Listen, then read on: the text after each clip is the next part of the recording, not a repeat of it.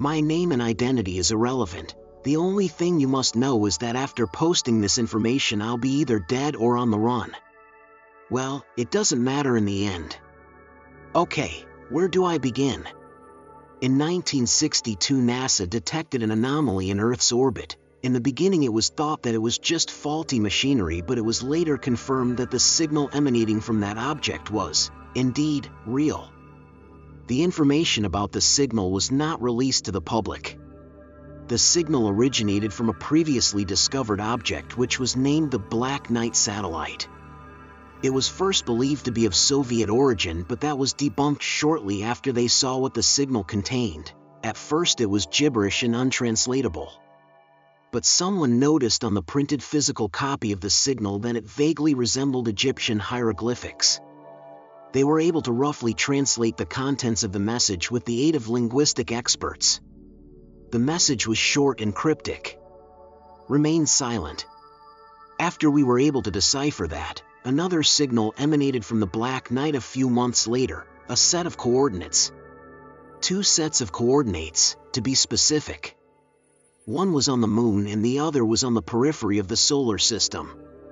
Since the moon was much closer, NASA, in collaboration with the Soviet space program, sent a manned mission to the moon in 1967 consisting of 2 American astronauts and 2 Soviet cosmonauts. 2 years before the official landing that we all know of.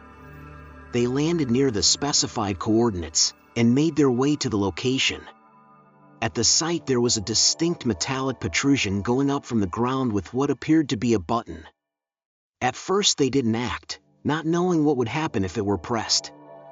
But with the pressure from those back on Earth, one Soviet cosmonaut begrudgingly accepted to press the button while the others made sure to make what they deemed a safe distance from the potential threat.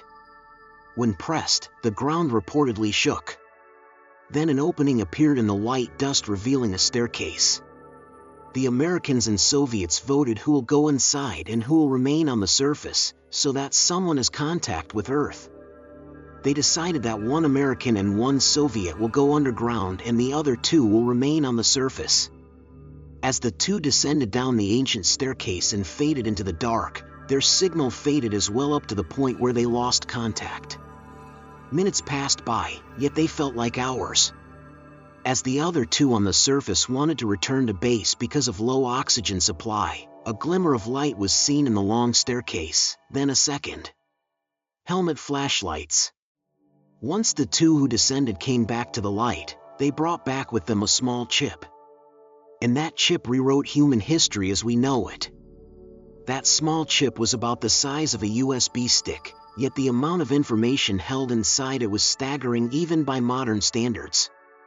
Designs, scientific information, star maps of not only the Milky Way, but other galaxies as well.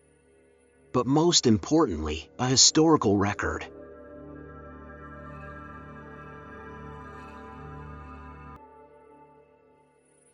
Throughout the years we had some success in translating the texts. There are still gaps, some wider than others. But we have the gist of it. I'll tell you the history of our benefactors briefly. About 1.6 billion years ago a civilization emerged in a faraway galaxy. They were, as far as we know, the first sentient species in the known universe. Their beginning was similar to ours. First they slowly crawled out of caves, then conquered their planet and later on ventured toward the stars, eventually conquering their solar system as well.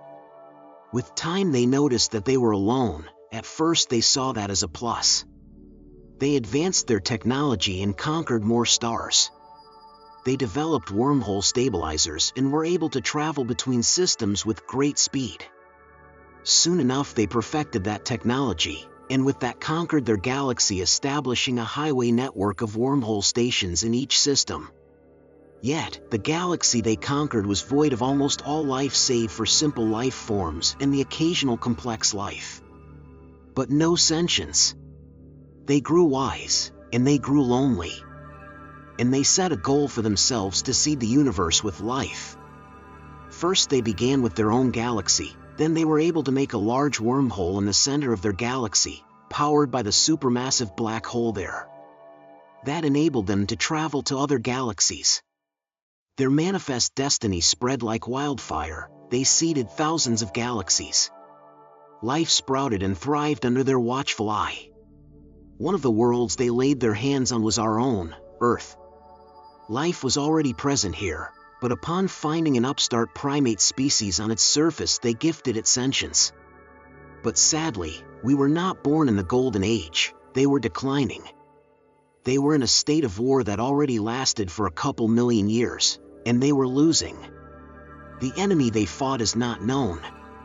Whether they are one of the species they uplifted which rebelled against them, or some other unknown entity from the dark corners of the universe, we do not know. All we know is that a force that could destroy entire galaxies and cripple an entire civilization the size of which our minds can hardly comprehend is on the loose. The second set of coordinates given to us were the coordinates to the machine that produced the artificial wormhole which connects the rest of our galaxy. I write this to you in the very last days of humanity, for we have not listened. I now understand that message sent to us. They wanted to buy us time. I don't know if it would have helped. But it's too late now. We have opened the gates of hell, and there is no turning back. Goodbye, and may God have mercy upon our souls.